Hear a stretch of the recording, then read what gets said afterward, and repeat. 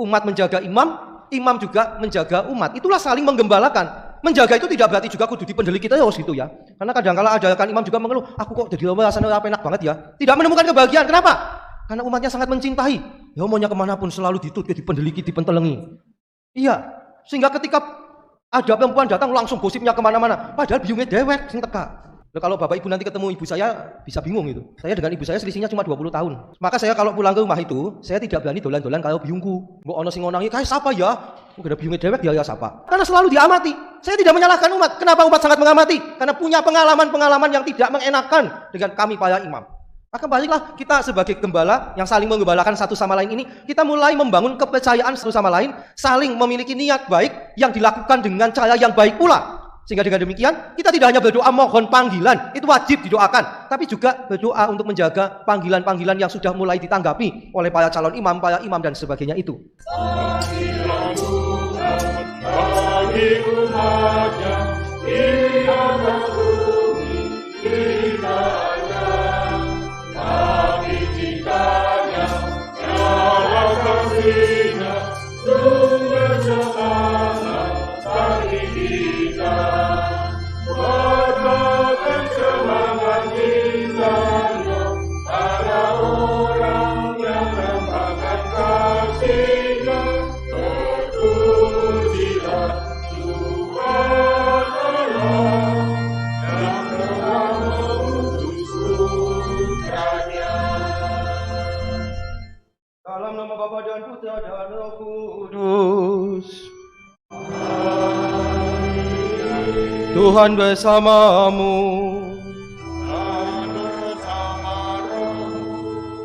Bapak Ibu para saudara sekalian yang terkasih, selamat sore. Hari ini kita melangkah memasuki Minggu Paskah yang keempat, yang sering disebut juga dengan Minggu Gembala Baik, yang oleh gereja juga dijadikan menjadi hari Minggu doa panggilan sedunia. Dan untuk tahun 2022 ini, Bapak Suci memilih tema pada Minggu doa panggilan sedunia ke-59, dipanggil untuk membangun keluarga manusia. Para saudara sekalian yang terkasih, panggilan Allah bagi kita memang bermacam-macam, dan kita diajak untuk setia menghidupi panggilan kita masing-masing. Di dalam kesetiaan terhadap panggilan hidup kita masing-masing, kita diingatkan bahwa kita dipanggil untuk membangun keluarga manusia. Itu artinya kita tidak lagi membatasi keluarga berdasarkan hubungan darah, tetapi kasih Allah yang menyatukan kita itulah yang menjadi utama bagi hidup kita. Marilah kita awali perayaan kita ini dengan menyesali dosa kita. Kita mohon belas kasih pengampunan Tuhan supaya kita semakin layak di hadapannya. Saya membuka HP karena bahan liturginya ada di HP. Tema yang diajak dijadikan pemenuhan bagi kita pada Minggu Panggilan ini sekali lagi adalah dipanggil untuk membangun keluarga manusia. Bapak Suci Paus Fransiskus memiliki keprihatinan yang sangat besar dengan situasi yang terjadi di Ukraina. Bagaimana Rusia yang sebetulnya juga mayoritas Katolik walaupun Ortodoks itu justru tidak lagi memiliki semangat cinta kasih, dikatakan demikian, dan mereka menyerang Ukraina, sebuah negara yang kecil. Dan untuk pertama kalinya Bapak Suci itu memberikan kritikan yang keras kepada Patrik Kirill, pemimpin gereja Ortodoks Rusia. Keprihatinan ini membuat Bapak Suci juga mengungkapkan kesedihan-kesedihannya yang kemudian berujung pada sebuah tema dipanggil untuk membangun keluarga manusia. Bapak Ibu dan para saudara sekalian yang terkasih, dalam pesannya untuk menyambut Minggu Panggilan Sedunia ini, Bapak Suci pertama-tama mengingatkan kita bahwa kita semua umat Katolik dimanapun, dalam usia berapapun, semua mempunyai tanggung jawab misioner menjadi pelaku-pelaku misi gereja secara bersama-sama. Misi gereja adalah melanjutkan misi Kristus. Misi Kristus tidak lain adalah misi Bapa, yaitu supaya semua orang mendapatkan keselamatan. Dengan demikian, kita semua dipanggil secara bersama-sama untuk menghadirkan keselamatan Allah di dalam kehidupan kita, dalam hidup keseharian kita. Cara hidup beriman kita bukan lagi mencari keselamatan untuk pribadi kita masing-masing, tetapi bagaimana kita berbagi keselamatan. Kita membagikan keselamatan itu kepada setiap orang yang kita jumpai.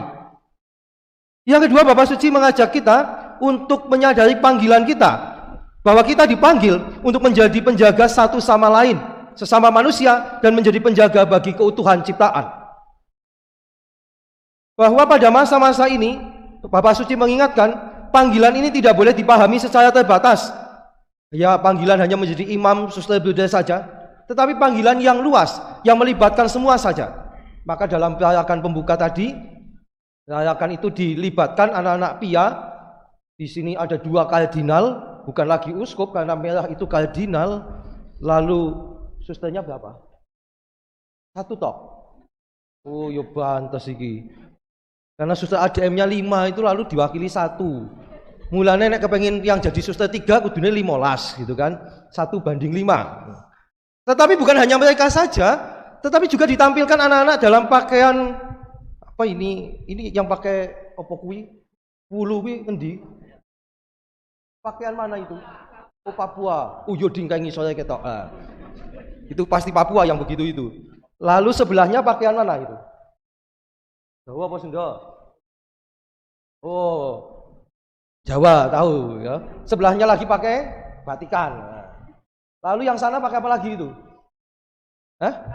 Oh, Batak. Bukannya Batak pakai odok duel kae? Oh, begitu. Lalu macam-macam itu. Sebelah suster nganggo apa kuwi? Oh, kaya ketok masalahnya, kecilian. Nah. Ya, terima kasih. Ini sekaligus juga menggambarkan pesan Paus tadi bahwa panggilan kita semua dipanggil, yang namanya panggilan itu tidak dibatasi panggilan menjadi imam biayawan biayawati saja, tapi kita semua dipanggil untuk menghadirkan keselamatan Allah. Bahwa kita semua diajak untuk ambil bagian, ikut terlibat menghadirkan keselamatan Allah dengan cara kita masing-masing. Yang ketiga, kita diajak untuk menyadari bahwa kita semua dipanggil untuk menyambut tatapan Tuhan, tatapan yang penuh dengan kemurahan hati, tatapan bukan tatapan yang keji, yang kejam, tapi tatapan yang penuh kasih.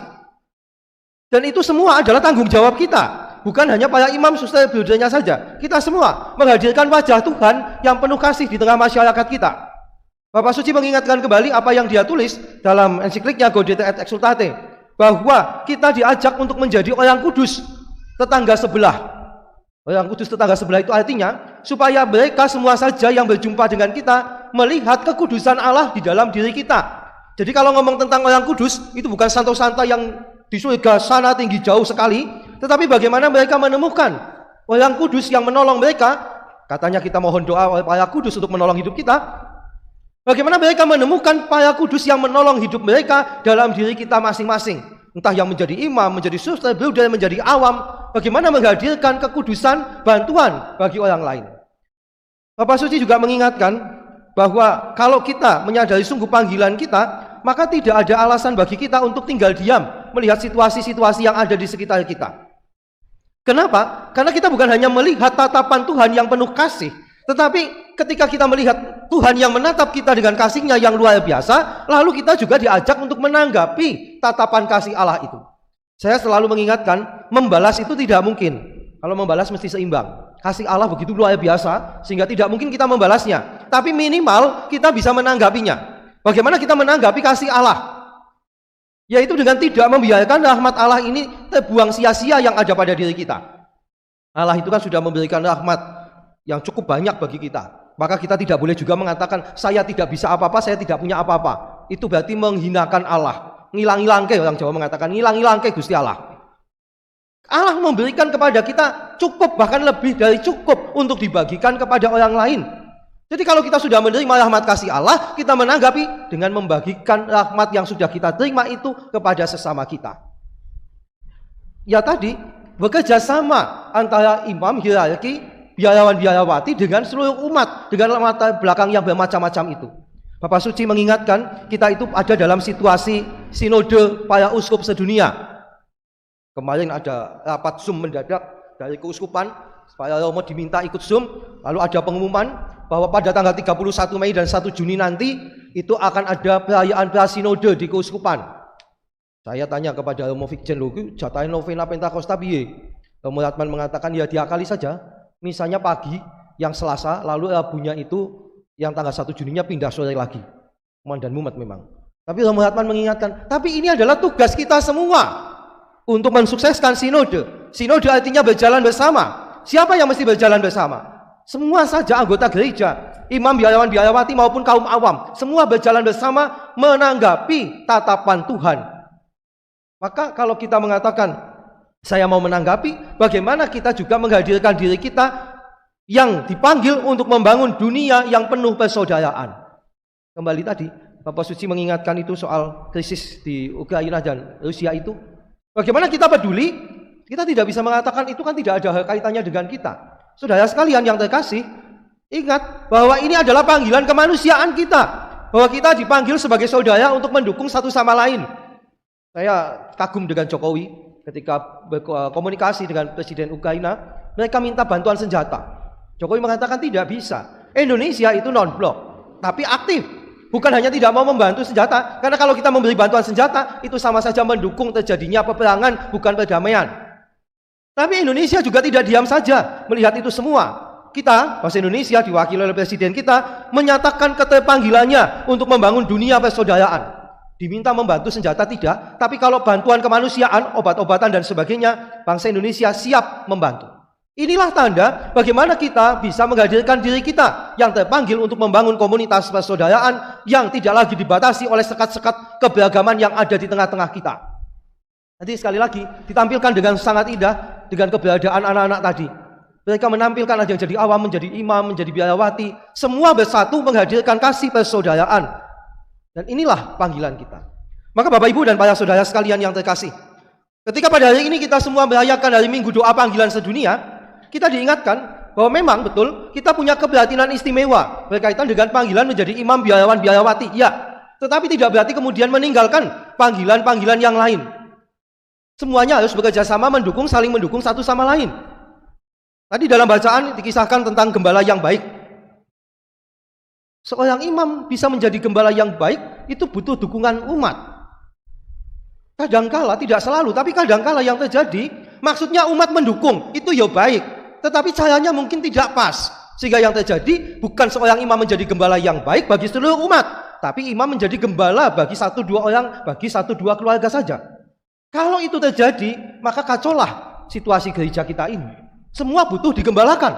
Dan kita semua saling menggembalakan satu sama lain.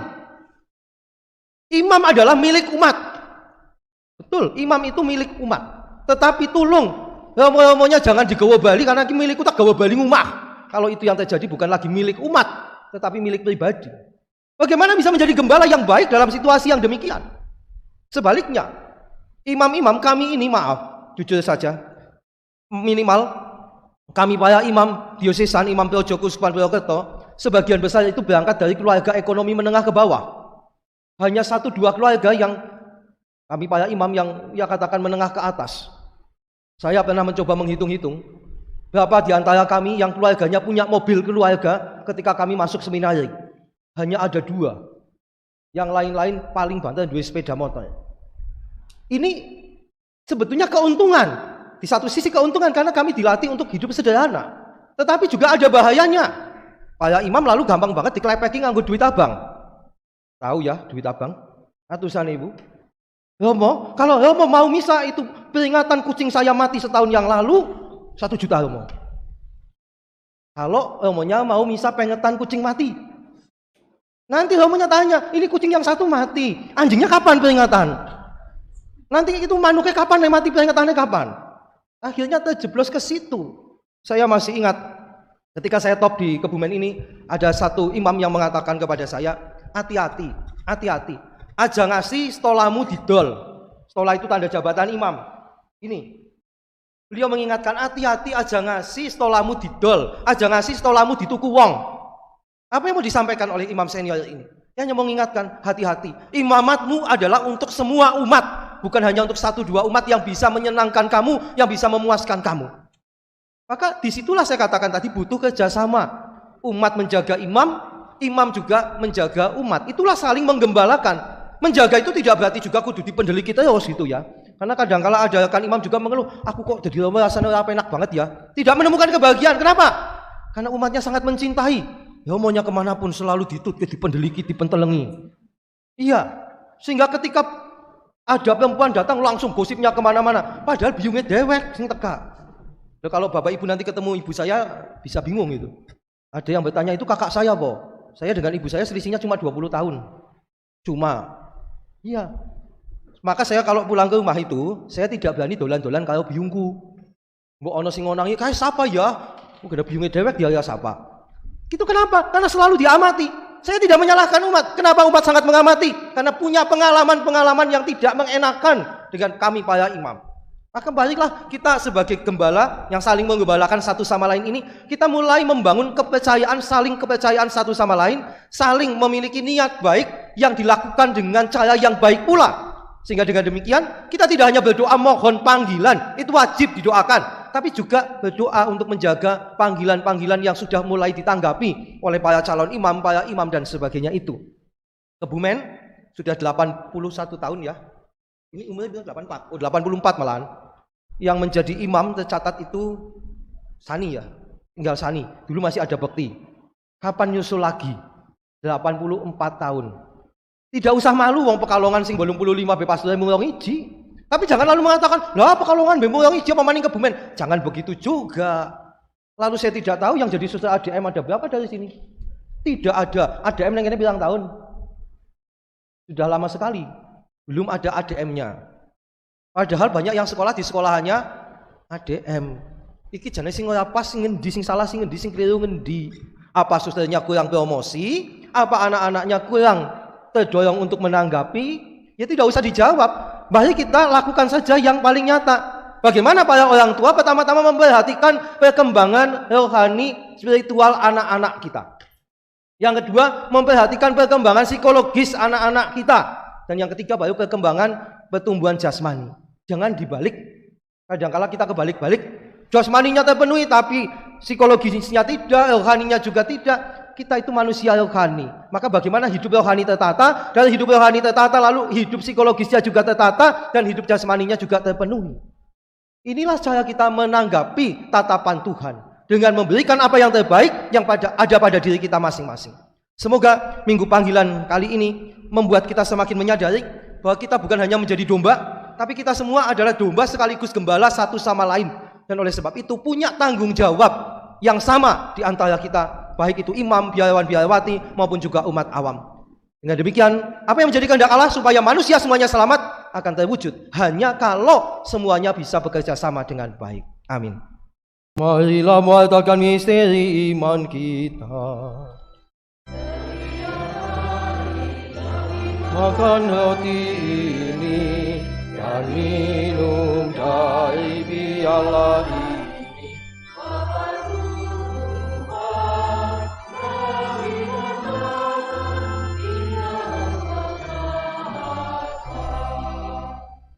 Pengumuman perkawinan diumumkan itu bukan sebagai undangan gitu ya. Jangan-jangan dianggap berlaku sebagai undangan. Kalau ada yang mengetahui atas halangan atas perkawinan tersebut, diminta memberitahu Bapak Paroki. Kemudian kemarin minggu yang lalu saya sudah menyampaikan informasi bahwa bulan Mei selain bulan Pahrikya, tetapi juga menjadi bulan liturgi nasional. Dan itu sudah sekian tahun lamanya kita jalani bersama. Ada banyak tema sudah disampaikan. Bagaimana kita diajak memahami doa syukur agung, bagaimana kita diajak memahami tata perayaan perkawinan, bagaimana kita diajak untuk memahami tentang bahan-bahan misa, roti dan anggurnya dari mana dan sebagainya. Itu sudah lewat. Dan tahun ini ada satu tema yang ditawarkan yang bagi saya menarik, yaitu tentang eksorsisme dalam gereja Katolik. Eksorsisme itu adalah pengusiran setan. Jadi gereja Katolik pun punya doa-doa khusus untuk melakukan itu. Bukan hanya saudara-saudari kita umat Islam yang punya doa khusus untuk pengusiran setan. Gereja Katolik dari dulu sudah mempunyai itu. Karena Yesus sendiri kan juga melakukan pengusiran setan itu sebetulnya. Nah, pendalaman bulan liturgi nasional itu akan diadakan di setiap komunitas basis atau lingkungan stasi. Untuk itu, saya mengundang teman-teman para calon pemandu pendalaman untuk komunitas basis lingkungan maupun stasi. Mari kita belajar bersama untuk pertemuan yang pertama, karena ada 5 pertemuan, mungkin sampai Juni bahkan nanti kita pertemuannya. Kita akan belajar bersama pada hari Minggu besok, tanggal 8, jam 9 pagi di aula. Kepada semua calon pemandu komunitas basis lingkungan stasi, diundang untuk ambil bagian dalam belajar bersama pendalaman bulan liturgi nasional, pertemuan yang pertama, Minggu tanggal 8 Mei, jam 9 pagi di aula. Mohon kehadirannya, para pengurus lingkungan untuk mohon juga mengingatkan. Kalau kelompok kategorial ada yang mau membuat sendiri silakan, termasuk sebetulnya OMK, Mudika, karena Mudikanya tidak akan ikut di lingkungan biasanya, tua-tua kabeh jare ini. Nah, merasa tidak nyaman itu. Silakan, dan pemandunya juga silakan hadir pada tanggal 8 besok jam 9 pagi. Yang kedua, paroki kita itu sebetulnya sudah tidak punya prodiakon yang resmi dilantik sudah hampir setahun atau mungkin setahun lebih malahan ya. Itu artinya kita butuh prodiakon. Oleh sebab itu sudah ada calon-calon yang sudah diajukan dan sudah mulai ikut pembekalan dan sebagainya, lalu ketabrak COVID gelombang 2 tahun lalu. Jadi prodiakonnya jadi korban COVID juga. Sudah disampaikan bahwa besok pada saat, ini soal lain ya, pada tanggal 21 Mei akan ada pelantikan prodiakon paroki Kebumen. Maka kami mengundang para calon prodiakon yang sudah didaftarkan, daftarnya sudah dibagikan juga lewat lingkungan-lingkungan, WA group itu, untuk kita berkumpul pada hari Minggu juga besok tanggal 8 jam setengah 12 siang. Jadi jam 9 pemandu, setengah 12 calon prodiakon. Untuk menyiapkan diri kita pelantikan tanggal 21 yang akan datang. Yang ketiga, Bapak Ibu para saudara sekalian sudah mengetahui bahwa akan ada pergantian pastor paroki di Kebumen. Romo Tejo sudah menyampaikan sendiri pengumuman itu. Lalu kapan akan terjadi? Direncanakan pada hari Sabtu tanggal 21 Mei yang akan datang akan ada pelantikan pastor paroki. Jadi sekarang istilahnya pelantikan, bukan sekedar serah terima. Pelantikan pastor paroki yang akan dipimpin oleh Romo Vikjen mewakili Bapak Uskup. Dan juga pada saat itu akan ada pengambil alihan paroki Kebumen. Jadi istilahnya itu ya pengambil alihan tahta paroki begitu. Ya itu resmi begitu. Jadi ada dokumen pengambil alihan ditandatangani dan sebagainya. Pada dalam misa jam 6. Jadi pelantikan, pengambil alihan, pelantikan prodiakon jadi siji. Nanti bagaimana kehadiran umat akan disampaikan lewat ketua lingkungan. Yang jelas terbuka, tidak dibatasi, hanya siap-siap itu acaranya sedikit panjang. Tapi kalau Bapak Ibu mencintai Romo Tejo sebagai pastor paroki yang akan meninggalkan tempat kita, mencintai Romo Stef yang akan menjadi pastor paroki kita, saya kira Bapak Ibu akan dengan ikhlas hati ikut misa tanggal 21 jam 6 petang itu. Kalau ini sekaligus sebagai undangan. Berikutnya, saya menyampaikan laporan kartu persembahan bulan April 2022, yaitu Dharma Bakti dan Dana Pendidikan Calon Imam. Dari lingkungan 1, kembali 16 dari 37 kartu. Dengan Dharma Bakti 795.000 dan Dana Pendidikan Calon Imam 90.000. Lingkungan 2, kembali 25 kartu dari 40. Dharma Bakti 1.075.000 dan Dana Pendidikan Calon Imam 690.000. Lingkungan 3, kembali 34 dari 50 kartu dengan Dharma Bakti 2.377.500 dan Dana Pendidikan Calon Imam 871.500 rupiah. Lingkungan 4, kembali 30 kartu dari 37 dengan Dharma Bakti 957.000 dan Dana Pendidikan Calon Imam 413.000. Lingkungan 5, kembali 27 dari 51 kartu dengan Dharma Bakti 2.155.000 dan Dana Pendidikan Calon Imam 1.380.000. Lingkungan 6, kembali 20 dari 23 kartu dengan Dharma Bakti 1.190.000 dan Dana Pendidikan Calon Imam 615.000. Lingkungan 7, kembali 19 dari 20 kartu, hampir 100%, dengan Dharma Bakti 585.000 dan Dana Pendidikan Calon Imam 375.000. Stasi Kutawinangun, kembali 18 dari 23 kartu, dengan Dharma Bakti 445.000 dan Dana Pendidikan Calon Imam 495.000. Ini satu-satunya yang lebih tinggi Dana imamnya. Stasi Sidoarjo, kembali 21 dari 21 kartu, hebat 100% ini. Dengan Dharma Bakti 415.000 dan Dana Pendidikan Calon Imam 405.000. Stasi Petanahan 1 dengan Dharma Bakti 20.000. Dengan demikian, kalau dijumlah, yang kembali 211 kartu dari 302 yang beredar dengan Dharma Bakti 10 juta 14.500 rupiah dan Dana Pendidikan Calon Imam 5.334.500 rupiah. Juga ada sumbangan dari paguyuban aparatur sipil negara, guru dan karyawan Katolik Dinas Pendidikan Kecamatan Kebumen pada bulan September 2021 sampai dengan April 2022 sejumlah 3.636.000. Kepada Anda semua diucapkan terima kasih atas keterlibatannya dalam kartu persembahan ini. Sekali lagi berapapun jumlah yang Anda sumbangkan, kami terima dengan senang hati disertai ucapan terima kasih. Akhirnya Bapak Ibu Saudara sekalian, terima kasih atas kebersamaan dan doa-doa kita dalam perayaan Ekaristi ini. Terima kasih kepada anak-anak Pia yang sudah ambil bagian secara khusus.